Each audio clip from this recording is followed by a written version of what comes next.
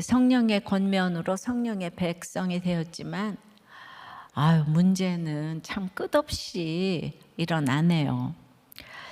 여러분들도 많이 아시는 정의는 무엇인가, 저스티스의 그 저자, 그 하버드 교수인 마이클 샌델이 그 공정하다는 착각이라는 책을 새로 썼어요. 책의 내용을 쉽게 요약하자면 학력으로 사람을 바라보는 그 똑똑한데 재수 없는 놈이 되지 말고 돈과 상관없이 서로의 직업에 대해 너는 사회에 기여하고 있다고 인정해주는 태도를 가지자는 거예요. 이 당연한 말로 들리지만 이러한 태도의 문제는 이미 정치 권력을 바꿀 정도로 생각보다 중요한 문제가 되었다는 것이죠. 공정이 요즘 화두입니다만 그는 공동체주의적 공화주의라는 새로운 정치 이론을 표방하는 정치 철학자인데요. 중요한 이런 공정의 문제를 우리는 성령의 문제로 풀어야 한다고 생각합니다. 그렇다면 오늘 본문에서 성령의 문제가 되는 문제는 어떤 문제일까요? 첫째로 일제히 일어나는 문제입니다. 12절입니다. 갈리오가 아가야 총독되었을 때에 유대인이 일제히 일어나 바울을 대적하여 법정으로 데리고 가서 참 이 공정에는 지도자가 중요한 것 같아요. 갈리오는 로마 정부에 잘 알려진 인물이었어요. 그의 부친도 유명한 연설가였고 동생은 네로의 개인교사로 유명한 스토아 철학자 세네카였습니다. 로마의 여러 속주 중에서는 아가야 총독들이 그 아가야는 총독들이 이제 가고 싶어 했던 지역으로 이렇게 손꼽혔는데 문화적으로 이제 정치적으로 또 이제 또 경제적으로 아주 발달되고 안정적인 곳이었기 때문입니다. 그 세상적으로 갈리오는 남부러울 것이 없었겠죠. 그런데 전 세계를 지배했던 그 로마의 정치가와 장군들은 어떤 직책을 맡든 그것으로 끝나지 않고 거기서 다음 지위를 위한 준비 기간으로 여겼습니다. 그러니까 아주 계속 높아져야 한다는 이런 그 세속적 가치관을 가졌죠. 우리 모두 그렇습니다. 세계적으로 유명한 재벌 부부가 얼마 전 이혼을 했잖아요. 그런데 그 이혼 사유가 뭔가 하니 그들의 결혼에서 더 이상 성장을 기대할 수 없기 때문이라고 했습니다. 결혼의 목적이 행복이니까 결혼을 포함한 모든 것을 자신이 더 높아지고 나아지고 좋아지기 위한 수단으로 여깁니다. 아가야 총독으로 부임한 갈리오도 이제 마찬가지였는데요. 이 1년의 임기 동안 아가야를 아무 문제 없이 잘 관리하여 그 다음 도약을 위한 발판으로 삼고 싶었을 거예요. AD 49년에 글라우디오 황제가 로마에서 유대인 추방령을 내렸잖아요. 그때 아굴라하고 이제 브리스길라도 로마를 떠날 수밖에 없었는데요. 유대인들이요, 지금도 그렇지만 돈을 잘 벌어요. 똑똑해요. 그래서 로마 정가에서는 늘 경계심이 있었는데, 그런데 늘 유대인들이 자기들끼리 그렇게 싸워서 문제를 일으키니까 이 총독의 성공 가도에 이 골치가 아픈 거예요. 그런데도 이번에도 유대인들이 로마 총독의 힘을 입어서 또 일제히 들고 일어나 동족인 이 바울을 고소하면서 싸우자고 지금 이제 이렇게 이제 법정으로 데려온 거예요. 갈리오가 유대 총독 되었을 때에 이 총독 될 때까지 기다린 것이 유대인이 아니고 이거는 하나님이 기다리신 것입니다. 바울은 이성 중에 내 백성이 많도다 하신 주님의 말씀으로 격려받고 사역을 했지만 죄 많은 세상에서 하나님의 능력을 나타내시기 위한 일이 끊임없이 일어나는 것이 성령의 문제입니다. 그동안 부분적으로 비방하고 대적했던 유대인들이 한마음 한뜻이 되어 일제히 한 일이 사도행전에 단 2번 나옵니다. 하나는 예루살렘에서 스데반 죽일 때이고 하나는 고린도에서 바울을 대적해서 법정으로 데리고 가는 것입니다. 그러니까 스데반과 바울은 막 하나님 나라가 당장 이루어질 것 같은 최고의 제자와 사도이니까 이건 막 사단이 일제히 지금 달려드는 거예요. 은혜가 있는 곳에 사단의 역사가 강한 것이 맞습니다. 일제히로 번역된 헬라어 뜻은 하나가 될 수 없는 장소와 시간과 마음과 뜻과 모든 요소들이 하나가 되어서 동일한 열정과 분노로 이제 바울을 대적했다는 뜻이에요. 고린도에 거주하던 유대인 무리들도 결코 하나가 될 수가 없는데요. 그런 그들의 사회적 지위와 능력과 재능과 그리고 로마의 법까지 이용해서 모두 일심동체가 되어서 바울을 대적합니다. 이것으로 보면 이 세상은 모두가 한쪽은 총독이고 한쪽은 유대인 부류에 속했죠. 야육 강식이라고 하죠. 그런데 또 유대인끼리도 엘리트와 저항력자로 나뉘어서 서로를 비난하면서 정말 징하게 싸웁니다. 이거를 능력주의라고 해요. 여기는 공정은 존재할 수 없습니다. 집에서도 회사에서도 어디나 능력이 왕노릇하면 이제 다 망하는 거예요. 집들 가정도 이혼을 하고. 근데 유대인들이 하나님을 이제 교회를 열심히 다니는 사람들이잖아요. 근데 이들이 공정과는 거리가 멀어요. 그러니 안 믿는 세상 사람들에게는 뭘 기대하겠습니까? 성도의 길은 정말 좁은 길이죠. 바울이 할 수 있는 일이 아무것도 없어요. 그런데 참 신기한 게 예수님을 죽이고자 할 때 하나 될 수 없는 바리새인과 사두개인들이 일제히 하나가 되는 것과 같이 지금 바울에게도 일제히 달려드는 거예요. 너무 신기하지 않습니까? 어떻게 바울 한 사람 때문에 이렇게 다 한마음이 돼가지고 일심동체가 돼서 달려들죠? 이거는요, 바울이 답이라는 얘기예요. 넘사벽이라는 얘기예요. 그럼 왜 넘사벽일까요?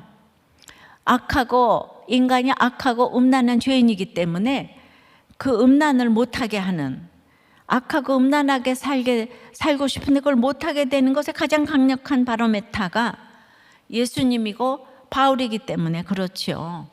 그들은요, 그걸 못하게 하는 예수님을 세상 사람도 안 죽였는데 유대인들이 예수님도 죽였고 스데반도 죽였고 지금 바울도 죽이고자 하는 것이죠. 그럼 성경에 이런 일들이 이 세상에서는 어떻게 적용이 되어서 나타날까요? 오늘 조금 어렵고 딱딱하지만 그래도 좀 들어보세요. 마이클 샌델은 이것이 능력주의 가치관에 문제가 있다고 지적을 해요. 엘리트들에게 네가 성공한 것은 네 능력 때문이 아니야. 막 너무 극심한 반발을 해요. 그런 말에. 또 이제 저항력자나 중산층들에게 네가 성공 못한 것은 네가 능력이 없어서야. 그러면 또 역시 극심한 반발을 한다는 거예요. 그러니 능력주의 세상에서 패배한 사람은 실패를 오로지 내가 못난 탓으로 돌리는 모욕까지 떠안는다는 것인데요. 이러한 좌절과 분노가 승자의 오만과 충돌하면 민주주의 근간인 이 사회적 연대가 이제 깨지는 것이라는 거예요. 이러한 도덕 감정은 엘리트들에 대한 그 포퓰리스트적 반항의 아주 주된 핵심이 된다는 거예요. 한마디로 이제 부러워하고 무시하고가 똑같은 죄인이라는 거예요.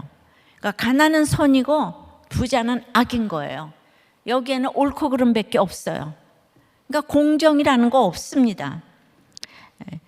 그는 이상적인 민주주의는 자유주의가 환호하는 능력주의에서 말하는 기회의 평등, 균등도 아니고 모든 사람이 동일한 임금과 부를 가져야 된다는 사회주의가 맹신하는 결과의 평등도 아닌 조건의 평등을 추구해야 한다고 해요. 샌델이 말하는 조건의 평등은 부자와 가난한 자 여러 계층이 만날 수 있는 장소를 확보하는 데서 시작된대요. 공론의 장을 확보하고 시민들이 거기에서 토론하고 타협하는 것을 배우라는 거예요. 그것이 공동선을 기르는 방법이고 계층과 상관없이 부딪힐 수 있는 그런 공간인 대중교통, 광장, 공립학교 같은 곳이 많이 있어야 된다는 거예요. 그러니까 이와 반대되는 사립학교나 전용 VIP룸 같이 부자는 부자들만 갈 수 있는 공간에서 살다 보면은 이 빈자에 대한 문제의식 자체를 느끼지 못하게 된다. 예, 다 이제 맞는 말입니다. 예. 그래서 그는 공동체주의적 공화주의를 부르짖지요. 예. 그런데 제가 이분 거를 지금 인용하는 거는 이분이 너무 세계적인 베스트셀러 저자고 한국에서도 굉장히 열광을 하고, 예. 그런데 여기서 중요한 것은 그 악하고 음란한 죄인들이 차별 없이 모여서 지금 토론하라는 게 가능할까요? 안 하는 것보다 낫지만요.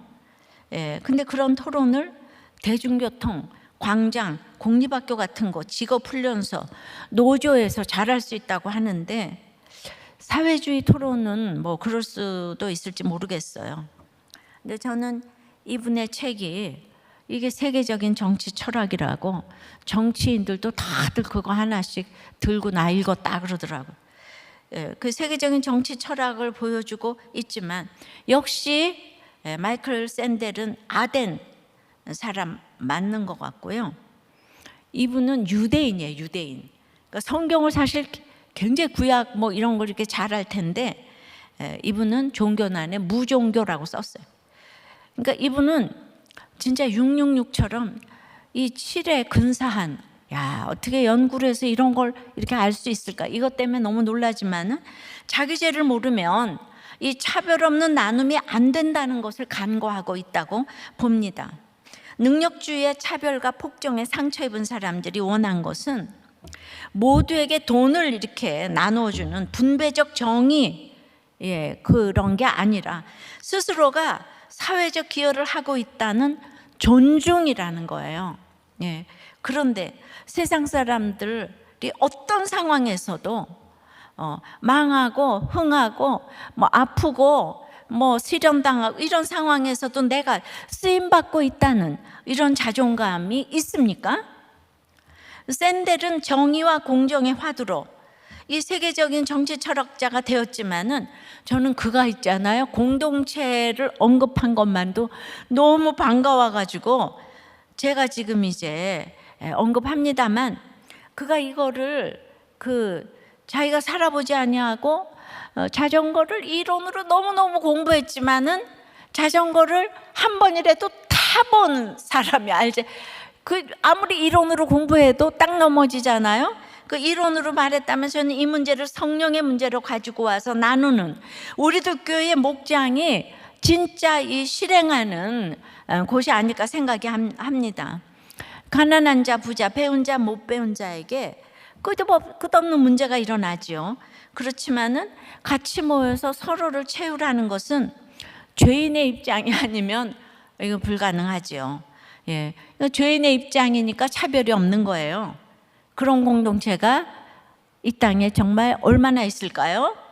저는 우리들 교회에서 이런 걸 나누는 것이 기적이라고 생각이 됩니다. 예를 들어서 매를 맞고 쫓겨나도 사랑받고 사랑하며 그냥 집에서나 직장에서나 얼마나 당신이 기여하는 줄 아냐고, 그곳에 얼마나 당신이 필요한 사람인지를 아냐고 끊임없이 주지시켜주는 공동체야말로 이 샌델의 공동체주의적 공화주의가 아니라 저는 공동체주의적 복음주의라고 명명하고 싶습니다. 더 나아가서 이제 모든 진영 논리와 지역 감정에 대한 주 안에서 차별 없이 자기 죄를 보는 공동체가 대안이에요. 예. 공부해서 그 되는 게 아니에요. 즉 내가 아무것도 할 수 없는 문제, 내 주변의 모든 것들이 지금 일제히 일어나 나를 대적해요. 그냥 정신적, 육적, 정신적 문제로 육해공군 모두가 그냥 산전수전 뭐 다 일어나서 일제히 일어나 나를 대적하는 문제는 나에게 있어서 성령의 문제라는 거죠. 어설픈 문제로서는 내 자신의 죄성을 결코 알 수 없기에 모든 문제가 일제히 일어나야만 완악한 내 죄가 깨달아지고 내가 예수께 항복하여 예수의 말씀이 어떻게 내 삶에 적용되어져 생명을 낳게 하는지가 경험되어지기에 이것을 성령의 문제라고 하는 거예요. 일제히 일어나서 나를 대적하는 문제가 성령의 문제라는 것이죠. 그러니까 지금 나라의 문제가 심각하고 진영 문제, 지역 감정도 심각해도 이거는 날마다 일어나는 부부 문제, 자식 문제에서 내 죄부터 보는 걸 시작하지 않으면 결단코 해결이 되지 않습니다. 뼛속까지 죄인인 우리가 이 죄의 문제를 해결하지 못하고 풍요로워질수록 망할수록 또 자유가 클수록 잘 살수록 못 살수록 문제가 많아지는 거예요. 다. 그런데 제가 늘 문제가 많은 것이 문제가 아니고 문제가 없는 것이 문제다라고 하잖아요. 그래서 여기서 문제가 아니라는 생각은 뭔가 하면 똑같은 심판이라도 회개하면 구원이고 회개하지 않으면은 멸망의 사건이 되듯이 똑같은 문제 속에 말씀이 들리면 그 문제는 성령의 문제가 됩니다. 결코 환경이 아니에요. 못 살고 잘 살고 환경의 문제가 아니에요. 근데 진영, 지역, 나라 모두 환경 가지고 지금 난리를 치는 거죠. 돈이 있다 없다, 우리한테 잘했다 못했다. 문제는 나인 거예요. 문제는 나라고. 이것을 그 누가 계속 가르쳐 주겠습니까? 죄를, 말씀으로 죄를 보는 공동체밖에 없습니다. 그러니까 13절에 말하되 이 사람이 율법을 어기면서 하나님을 경외하라고 사람들을 권한다 하거늘 유대인들이 고발한 내용이 굉장히 허술하다고 생각하지 않습니까? 그들이 고발한 내용이 바울이 율법을 어기면서 하나님을 경외하라 권한대요. 아니 하나님을 경외하라고 권하는 것이 무슨 율법을 어기는 문제입니까? 자신들도 가르치는 내용인데요. 그러니까 사람을 죽이듯 일제히 덤비는 문제를 자세히 살펴보면 이렇게 허술한 것들이 많아요. 이처럼 나를 죽이려고 일제히 덤벼드는 수많은 문제들은 자세히 살펴보면 하나도 별거 아닌 문제들이에요. 자, 예를 들어요. 2억을 빚을 져서 나는 죽고 싶은데 목장에 가보니까 20억, 70억 빚진 사람들이 웃으면서 목자를 하고 있어요. 남편의 이상한 문자 하나를 보고 죽고 싶은데 목장을 가보니까 23번 바람핀 목자님이 또 웃으면서 목자를 하고 있어요. 이 얘기는 죄의 크고 작음이 아니라 이 사건을 통해 예수를 만났느냐 안 만났느냐의 문제인 것이죠. 그러니까 이 모든 사건을 통해서 내가 죄인임을 깨닫는다면 이것은 성령의 문제가 되고, 문제 자체를 들여다보면 유대인들의 고발이 얼마나 유치하고 허술하고 아이러니한지, 그리고 그게 무슨 공정이에요. 이게 고발한 내용 자체가 불공정한 거예요. 예수가 없으면 죄를 모르고, 그러면 맨날 불공정 사회에서 우리는 사는 거죠.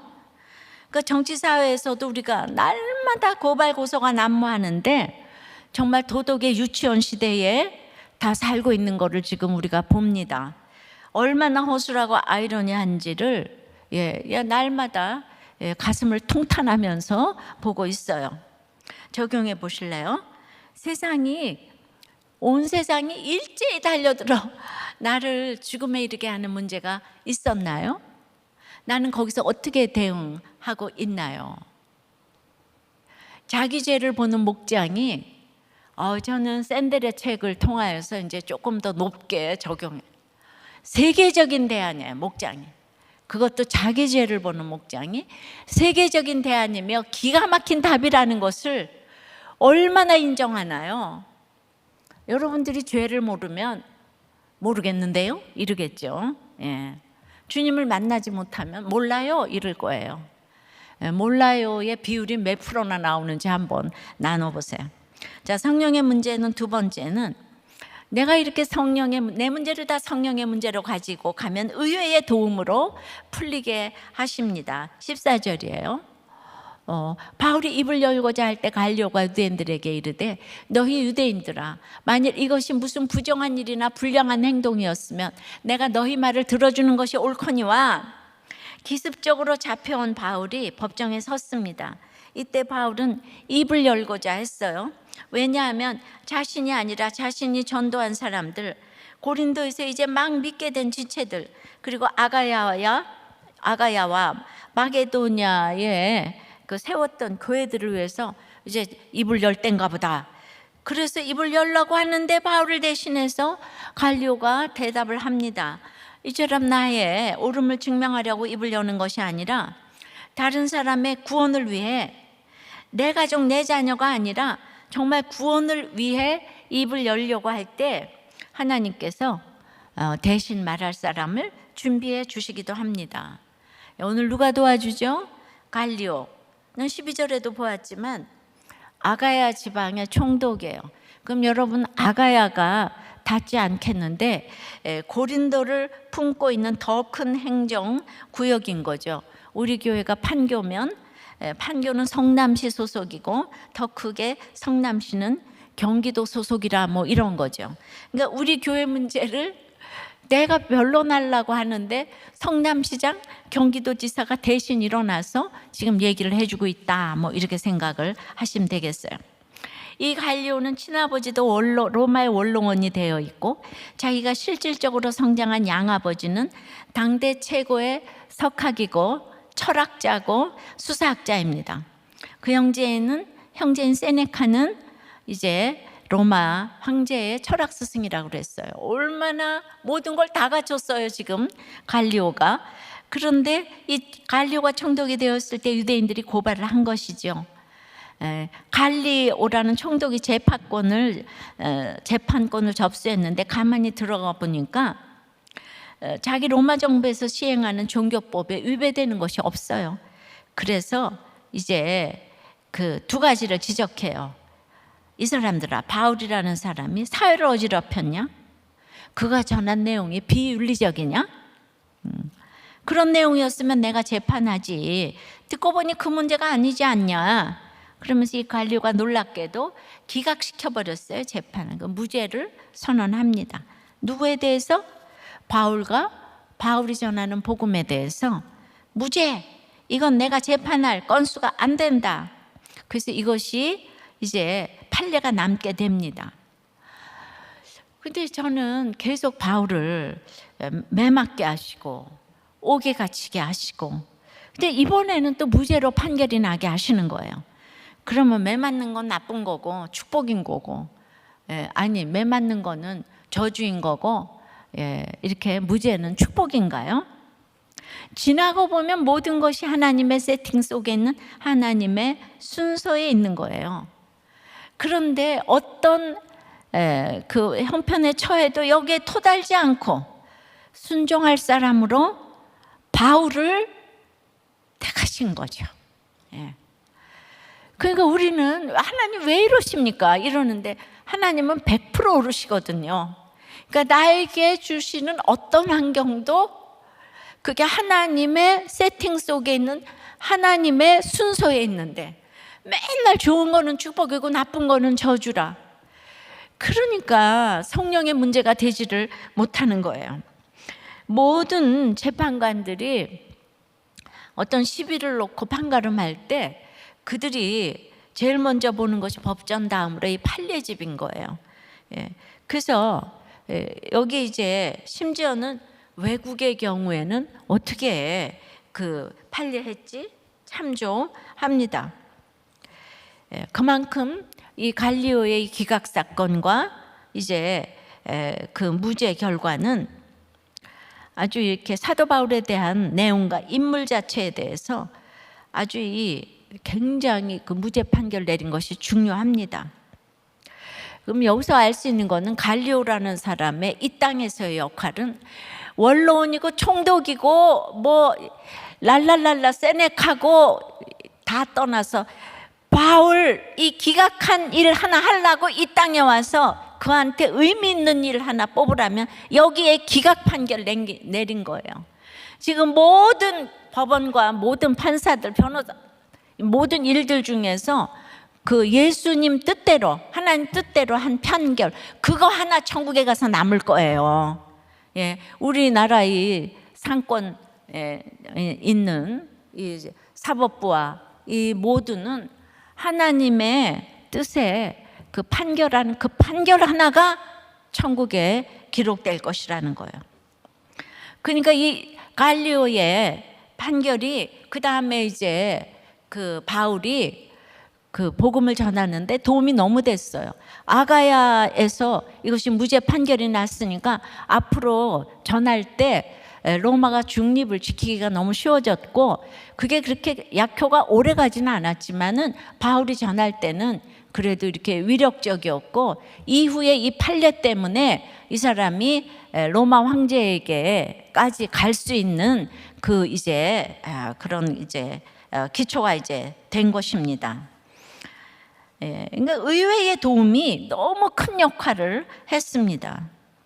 우리들 교회도 이 악하고 음란한 이 시대에 정말 말씀 묵상 가정 중수 그 사명을 감당하고자 18년째 달려오고 있는데, 왜 뭐 얼마나 많은 사건이 있었겠어요. 모함받는 일도 있었죠.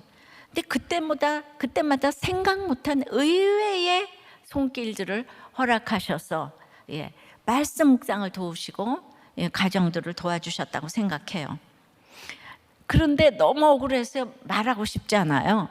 근데 그때마다 내 입을 닫는 것은 내 생각이 죽어질 때 가능하고, 내 생각이 죽어지는 것은 이 시대의 순교이고, 내 자아가 죽어지려면 우리는 성령 충만을 구해야 하고, 이때 나의 모든 문제가 성령의 문제로 바뀌는 것이죠. 오늘 이 문제가 변하지 않는 내 남편, 완악한 내 아내, 내 자녀에게, 그리고 가장 결코 변하지 않는 나에게 복음이 전해지는, 그리고 이 고린도보다 100배 더 힘든 로마에 복음이 전해지는 성령의 문제임을 인식하고 내 입을 닫을 때 하나님께서는 의외의 도움을 다 예비해 놓으십니다. 적용해 보세요. 나는 무조건 입을 열어 내 생각을 쏟아내야 시원한 거예요? 입을 열고자 할 때 구원을 위해 닫은 적이 있나요?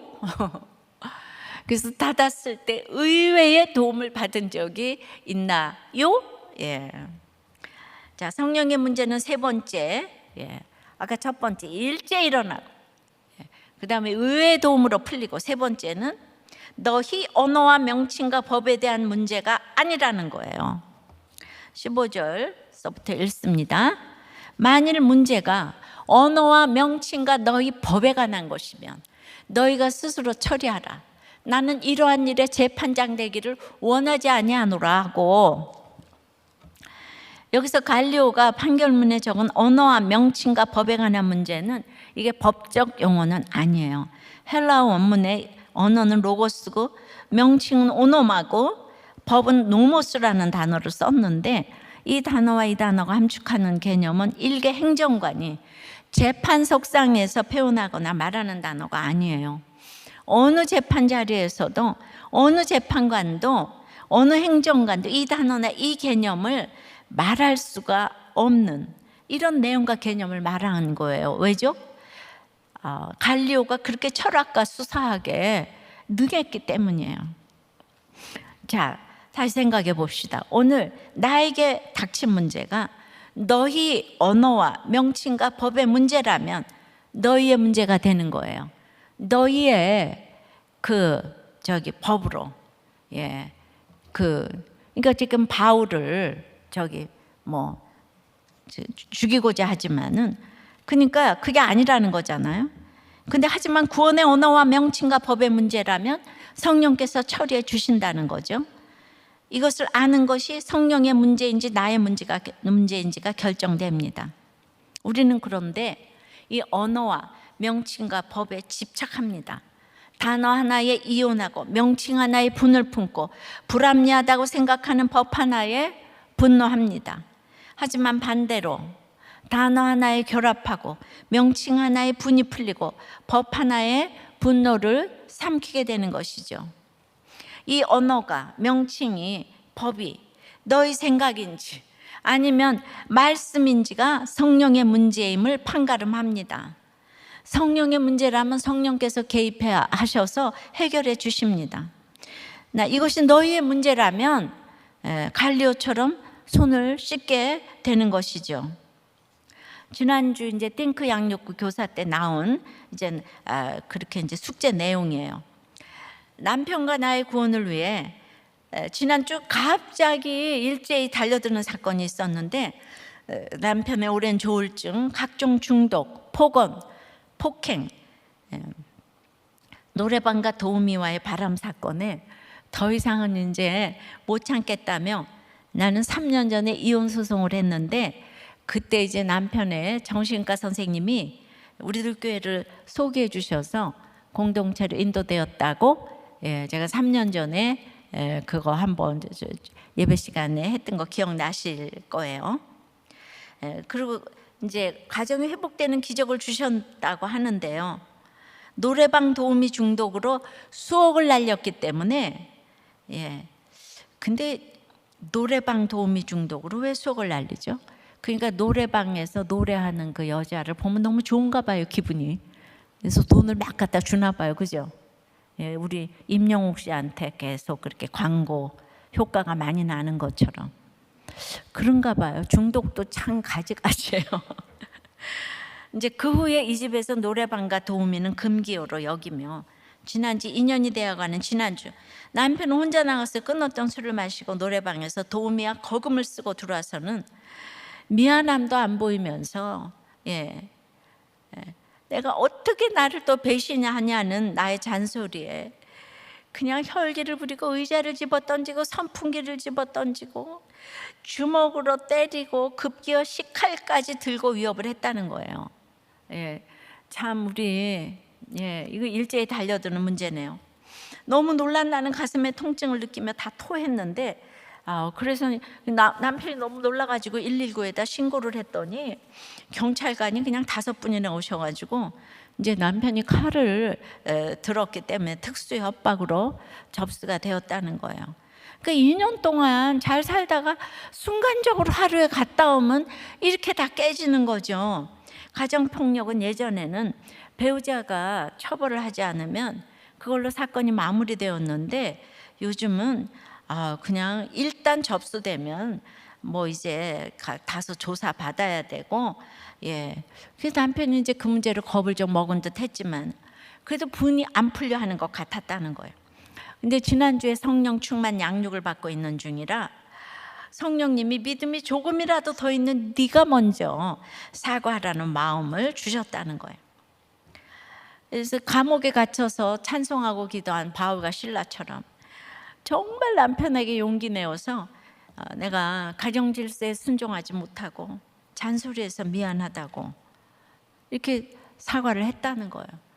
아니 공정하다는 이 사회는 이런 거 왜 사과합니까? 옳고 그름으로 생각하면 이거 왜 사과합니까?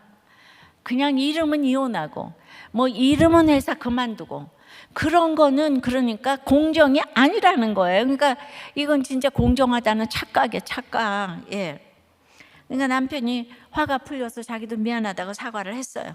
그리고 이제 경찰서 가서 진술서를 썼는데 남편은 내가 이렇게 처벌 원하지 않는다는 것에 아주 고마워했답니다. 근데 이제 이 사건 이후로 달라진 것이 이게 성령의 문제가 된 것이 처음으로 띵크 1:1 양육까지를 하기 시작했고 목사님의 신간 다 이유가 있습니다를 완독하고 악어의 눈물이 아닌 진정한 회개의 눈물을 흘리고 싶다고 회개 은혜를 구하기 시작했다는 거죠. 근데 신간만 다 읽은 게 아니고 그냥 목사님 그 사무엘 1권 2권 그냥 그럼에도 이제 살아 내심과 그 한 사람 읽고 자기가 회개의 마음으로 밀린 양육과제를 충실히 하겠다고 약속을 하고 띵크 양육생 3수생인데 이걸 보면서 똑같은 사건이라도 누구에게는 구원의 일이고 누구에게는 죽을 일이고, 그러니까 노래방 가서 번진 부부싸움으로 온몸이 피투성이가 되고 몸과 마음이 다 죽을 것 같았는데 죄인임을 보게 하시니까 이게 중요하잖아요. 이 죄인임을 보게 하시니까 이게 조건의 평등이에요.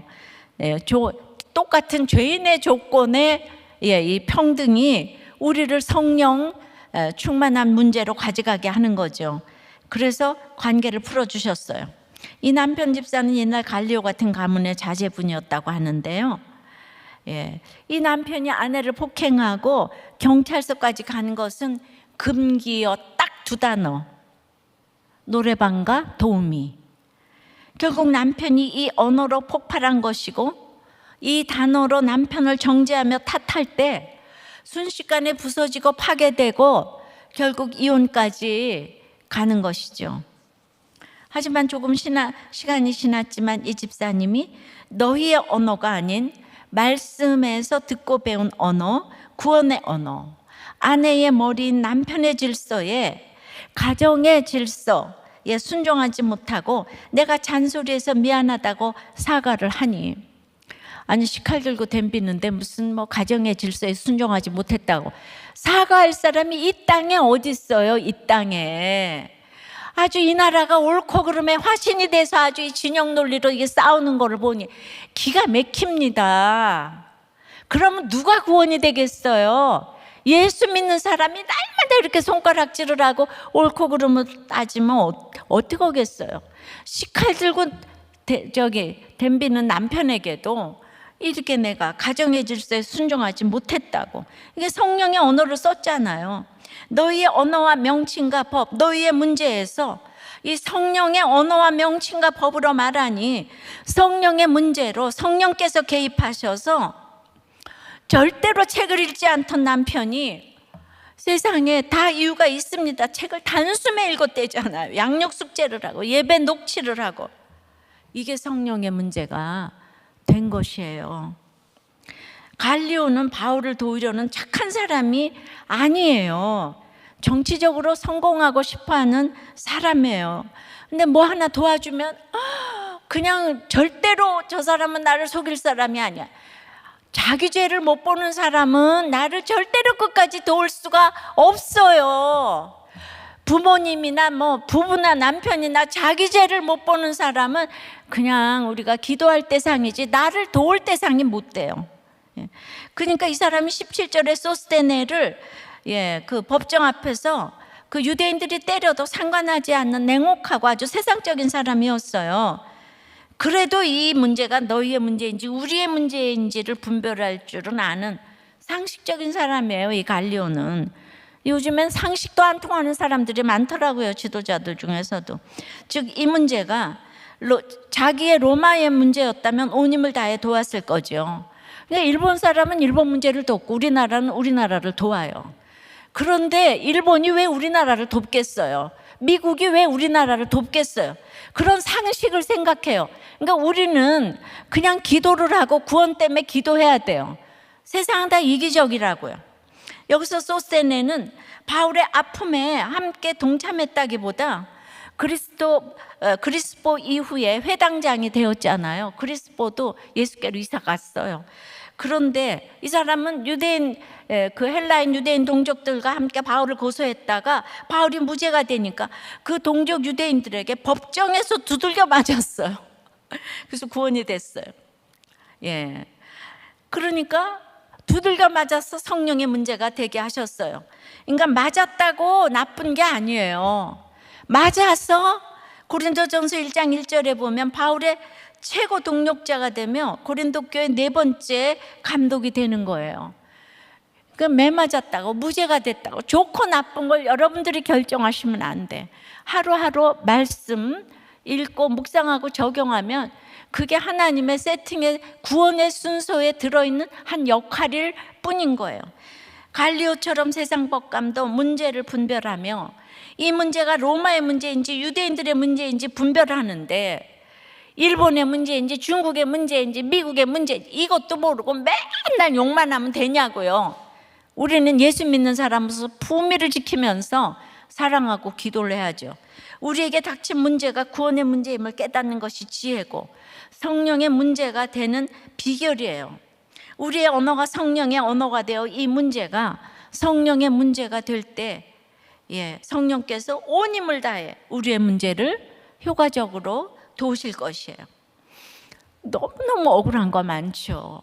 아니 식칼 들고 덤비는데 어떻게 또 가서 노래방에 가서 거금을 쓰고 기가 막혀 이제 이혼이다 이래야 되는데 억울하죠. 너무 슬퍼요. 더 이상 못 살겠다. 그래서 영적 진실성의 결과는 바로 인내라고 하는 거예요. 고난의 길이가 어떠하든지 종류가 어떠하든지 기쁨으로 이거를 이제 인내하라고 하잖아요. 그죠? 주께서 신원해 주시기 때문에 바로 이것이 성령의 문제가 되는 것입니다. 적용해 보세요. 나는 집에서나 어디서나 어떤 언어와 명칭과 법에 뒤집어지시나요? 어떤 언어 하나에 이렇게 뒤집어지시나요? 혹은 교회에서 이해가 안 되는 언어와 명칭과 법은 무엇인가요? 그것이 구속사인가요? 아니면 성령의 언어 하나를 써서 문제가 해결된 그 한마디는 무엇인가요? 글쎄 어떤 목자님은 제가 생각하기에 한 15년은 된 것 같은데 참 스마트하세요.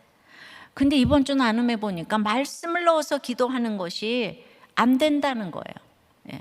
그리고 이제 기분이 나쁘다는 거예요. 그리고 너무 인위적이라는 거예요. 그냥 기도는 하고 싶은 대로 하는 거지 무슨 말씀대로 하냐. 그러니까 이분이 동성애와 이 진영 논리를 넘어가지를 못하세요. 그러면서도 죽을 때까지 자기는 그거 안 변할 것 같다고 나누셨어요. 그래도 저는 이분이 이런 걸 목장에서 나눈다는 것이 성령의 문제로 이제 바뀔 걸 믿어요. 왜냐하면 그 같은 생각으로 같은 진영에 계신 분 중에 이렇게 목장에서 이런 걸 나누는 분은 정말 저는 거의 없을 거라고 생각하거든요. 그래도 15년을 붙어 있었다는 게 어디예요? 계속 붙어만 계세요, 목자님. 그게 답이에요. 이 세계적인 데 아니니까. 그런데 또 한 분 목자님의 정말 그 나눔을 읽어드릴게요. 문제가 첩첩산중인데 이게 성령의 문제가 되니까 목자로 섬기시고 계세요. 나의 십자가는 청소직을 감당하는 것인데요. 지금 탱크 1:1 양육자로 섬기는데 동반자들은 다 부자고 또 이제 나의 삶과 좀 많은 차이가 있는데 동반자들은 젊었을 때 자격증을 다 취득해서 잘 사는데 나는 이제야 자격증을 취득하려고 공부를 하고 있습니다. 저는 주님을 만나 해외 선교를 하다가 50에 귀국하니 세상적으로 다 많이 뒤져 있음을 느낍니다. 근데 왜 왔냐면 49세 때 어린 딸의 혼전 임신 사건으로 50대에 들어와서 봉제공장 시다로 4년 반, 상가 청소로 4년 차. 그런데 이제 그때부터 뒤는 전부 이제 감사합니다. 딸에게 두 아들을 주시고 혼전 임신이었지만 집도 주셔서 감사, 저에게 집도 주시고 목자로 불러주시고 장모님도 모시게 해주셔서 감사. 우리들 교회 왔을 때는 얼굴이 춥고 어두웠는데 지금은 밝고 환히 빛나고 있어서 감사. 매주일마다 손자들이 저희 집에 오는데 목욕탕에 손자들 데리고 가는 것이 이제 큰 기쁨 감사. 이 말 안 듣는 사위, 금요일 사위가 와서 손자들을 데리고 갔는데 무관심했던 사위가 손자들을 찾으니 감사. 딸은 2년간 가출하고 돈도 주지 않는 남편의 전화에 짜증이 났지만 생일날 카톡으로 치킨을 선물로 쐈다고 또 감사. 2년간 사위가 이혼을 원했는데 현재는 이혼하겠다는 그 의지가 좀 느슨해진 것 같아서 감사. 딸도 이혼을 당할지언정 자기가 이혼하고 싶지는 않다고 해서 감사. 어제 아내가 딸과 통화를 했는데 딸과 사위 관계가 그렇게 나쁘지만은 않은 것으로 생각되어 감사. 아유 주여, 이게 혼전 임신한 결과죠. 이야말로 이 성령의 문제 아니겠습니까? 이런 분들이 목장에서 부자들을 이렇게 부자들의 리더가 돼서 다 나눈다고요. 이야말로 성령의 공동체 아니고 성령의 문제를 푸는 곳 아니겠습니까? 예, 마이클 샌델이 이런 거를 알 수가 있겠습니까? 저는 이 매주일 목장에서 이런 나눔이 울려 퍼지니까 모두들 차별 없이 나누고 진영, 논리, 지역 감정, 부자 빈자의 문제가 이렇게만 해결이 된다는 거예요. 이게 바로 기적 아닙니까? 예, 저는 이렇게 나눈다면 이건 정말 세계적인 대안이라고 생각을 합니다. 예, 말씀을 오늘 여러분들이 어렵다고 생각하는 게 이렇게 딴 게 아니고 우리들 교회 목장이 샌델이 말하는 공동체주의적 정말 이렇게 복음주의, 공화주의가 아니라, 그리고 이분이 공동체를 말했다는 게 너무 반가워서 제가 그걸 좀 인용을 했어요. 이게 좀 어렵다고 느끼시면 울림기도에서 또 한번 들으시고 목장에서 또 나누시고 하면 이해가 잘 되시리라고 생각합니다. 제가 맨날 이렇게 어려운 화두를 던져서 죄송하지만 이게 해결되는 길이니까 어쩌겠어요. 예, 자, 말씀 맺습니다.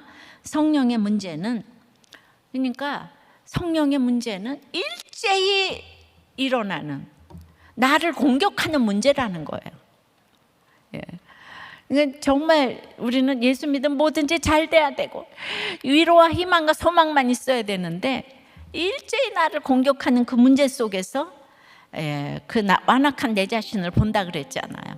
예수 안에서 생명이 이제 살아나는 그 역사가 일어나서 성령의 문제가 되는 거, 구원의 문제가 되는 거죠. 그러면은 그냥 의외의 도움으로 내가 그 역할 감당하면은 온 세상이 나를 잡아 죽이고자 달려드는데 바울 한 사람 의외의 도움으로 풀리게 하십니다.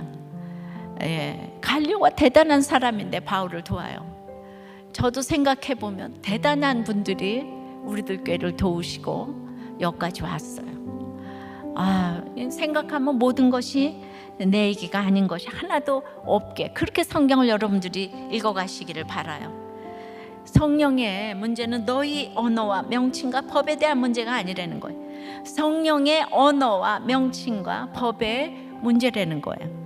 그러니까 너희 법의 문제라면 바울을 못 살리죠. 그러니까 너희 법의 문제니까 이혼을 해야 되는 거죠. 너희 법의 문제니까 회사를 그만둬야 되는 거죠. 너희 법의 문제니까 저 사람을 용서하지 못하는 거죠. 그런데 이게 성령의 법에 성령의 문제가 돼야 된다는 거예요. 성령의 문제로 토스를 하셔야 된다는 것입니다. 그거는 예수가 주 예수보다 귀한 것이 없는 이 신앙만이 공정할 수가 있는 거지. 우리는 공정할 수가 없어요. 부부간에도 부모 자식간에도 이 세상은 공정할 것이 하나도 없어요. 오직 예수만이 공정할 수 있어요. 어떻게 공정할 수가 있어요? 이걸 왜 자꾸 사람한테 기대를 하는 거예요? 무슨 바람 한 번 폈다고 이혼을 하고 매 한 번 맞았다고 이혼을 할 수가 있냐고요. 이거 공정하지 못한 거예요. 너무나 허접한 허술한 고발이에요. 허술한 고발이에요. 여러분은 죄가 훨씬 더 많아요. 그 바람 한 번 폈다고 이혼을 결정하는 여러분들이 더 율법적인 사람이고 더 정말 죄가 크다는 거. 고소하는 모든 것들이 다 도덕의 유치원 시대에서 너무 유치한 거 가지고 산다 안 산다 한다는 거. 그렇게 생각할 수 있는 게 공정이에요. 주 예수보다 귀한 것은 없기 때문이에요.